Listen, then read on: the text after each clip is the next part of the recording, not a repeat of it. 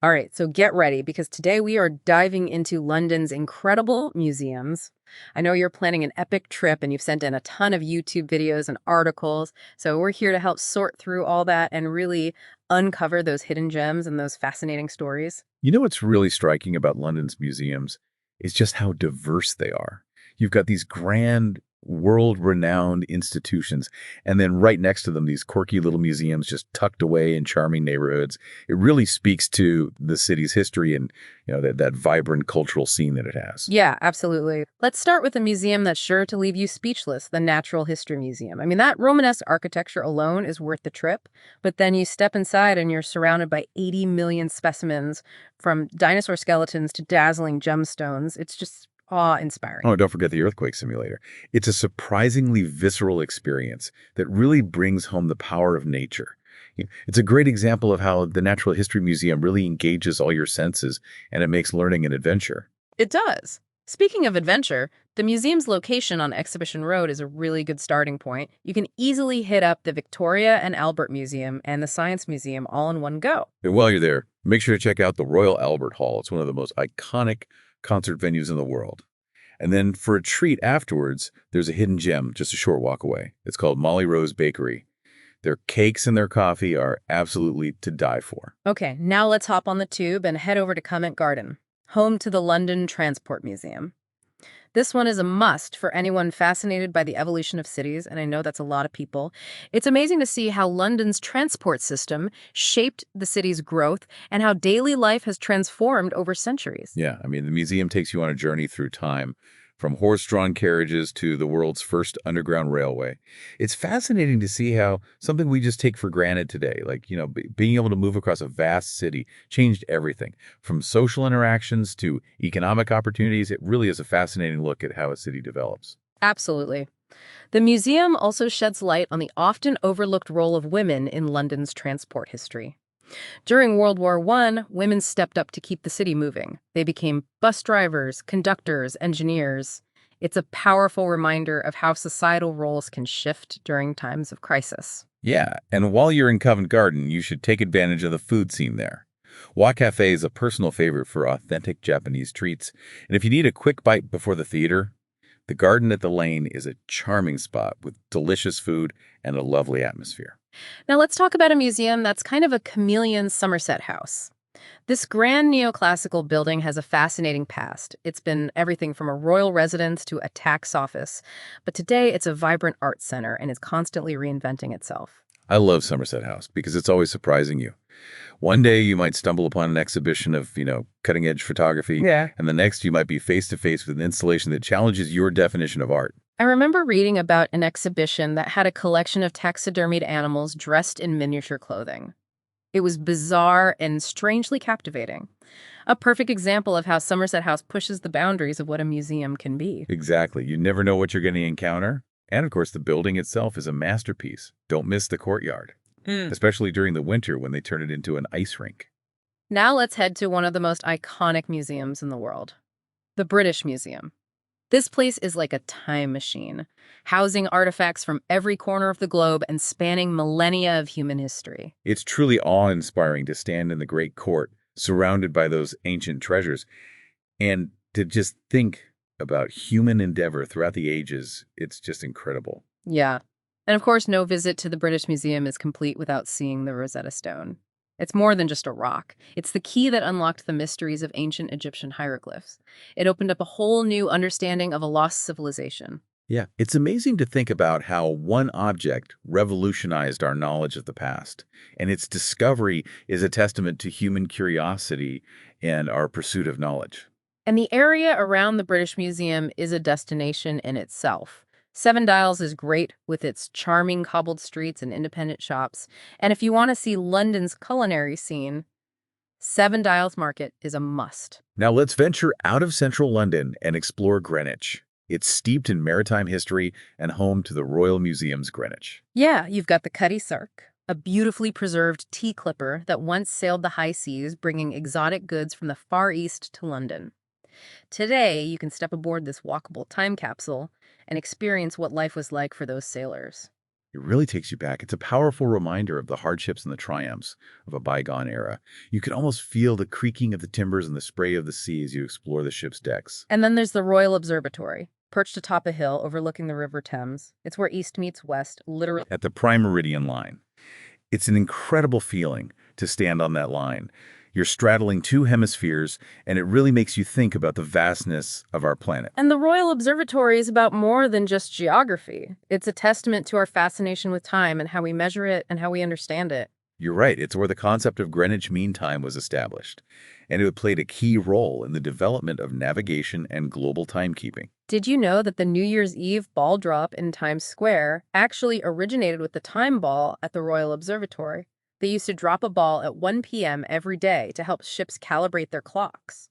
It's amazing how these traditions have such rich and unexpected historical roots. It is. And while you're in Greenwich, make sure to grab a bite to eat at the Pavilion Cafe. It offers stunning views of the park and the city beyond. It makes for a really memorable dining experience. Okay, now let's dive into the world of modern and contemporary art, starting with the Tate Modern. This former power station is now a world-class art museum. It's a striking example of how industrial spaces can be reborn as cultural hubs. The interesting thing about the Tate Modern is that it often sparks debate and challenges our ideas about what art should be. Modern art can be polarizing, but that's part of its power. It pushes boundaries, provokes thought, invites us to engage with the world in new ways. Yeah, I think a lot of people feel intimidated by modern art, but I've always found it liberating. It's not always about finding a concrete meaning. Sometimes it's just about experiencing it, allowing yourself to feel something and connect with the emotions and ideas it evokes. I agree. And the Tate Modern has one of the best free viewing platforms in London. Head to the top floor for panoramic views of the city. You can see St. Paul's Cathedral and the Shard. And after your museum visit, you have a lot of options. The Founder's Arms pub is right across the street. It has a casual setting with views of the Thames. Or if you're feeling fancy, head to the Sabine rooftop bar for cocktails and breathtaking views. Now let's go across the Thames to the Tate Britain, the Tate Modern's older sibling.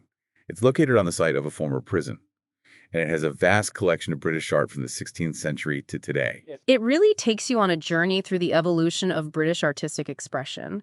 It showcases the styles, movements, and cultural influences that shaped the nation's artistic identity. From the landscapes of Turner to the pre-Raphaelites like Millais and the bold works of Tracy Emin, the Tate Britain has it all. I remember seeing an exhibition on Van Gogh's time in London. It was really interesting to see how the city's energy influenced his early works. It's amazing how you can see a familiar artist in a new light when you explore the context of their life and their surroundings. And finally, we arrive at my personal favorite for classic art, the National Gallery. It's located in Trafalgar Square. This architectural gem houses so many European masterpieces. From Botticelli's Venus and Mars to Caravaggio's Supper at Emmaus and Van Gogh's Sunflowers, the National Gallery is a feast for the eyes, a testament to the power of artistic expression. To enhance your experience, I recommend downloading the Smartify app. It's like having a personal art expert in your pocket. It provides commentary, historical context, and details you might miss. That's a game changer. It's like unlocking a secret layer of meaning and appreciation. Absolutely. It turns a passive experience into an active one. It lets you connect with the art on a more personal level. We've covered a lot, but this is just a glimpse into London's museums. Each one offers a unique perspective on history, art, and culture waiting to be explored. Now, before we move on to some practical tips, let's pause for a moment and consider which one of these museums really speaks to you the most? Is it the grandeur of the British Museum? Or maybe the quirky charm of Somerset House? Or maybe even the time-traveling adventure of the Cutty Sark? It's a great question to think about. Yeah, it is. Each museum offers a different lens to view the world through, whether it's the scientific wonders of nature or the evolution of transportation or the creativity of human expression. Oh, and speaking of creativity, we can't forget about the Victoria and Albert Museum, the V&A, as Londoners call it. It's right next door to the Natural History Museum, so it's easy to hit both in one day. Oh, the V&A is a celebration of design and craftsmanship. You'll find everything from textiles and jewelry to fashion and furniture. It's a real feast for the senses, and it really highlights the artistry and ingenuity that goes into the objects we use every day. One of the things I love about the V&A is that it focuses on the decorative arts, which, sometimes get overlooked in more traditional art museums. And you can really see how different cultures around the world have expressed themselves through patterns, colors, and materials. It's a good reminder that beauty can be found in the everyday objects that surround us. Yeah, for sure. And while you're in the area, you could pop into the Science Museum too. It's great for anyone who's curious. You can explore space travel or the human body or all sorts of scientific discoveries that have shaped our world. I remember going to the Science Museum as a kid. I was mesmerized by the Apollo 10 command module. It was like I was in a real spaceship. And the interactive exhibits made learning so fun. You can experiment with different forces or build circuits or even crack codes. The Science Museum does a great job at making science accessible and engaging for everyone. I think it's a testament to hands-on learning and the importance of nurturing curiosity and a sense of wonder. Yeah, absolutely. Okay, so we've covered what to see in London. But before you go, let's talk about some practical stuff, especially now in this post-pandemic world. The biggest change you'll see is that you need to book tickets in advance now, even for museums that used to be free. It helps manage the crowds and makes for a better experience. Yeah. It's also a good idea to check the museum's website before you go, just to see if they have any special guidelines, like if you need a mask or if there are one-way systems in place. Yeah, for sure. But the good news is that the pandemic hasn't changed the magic of these museums.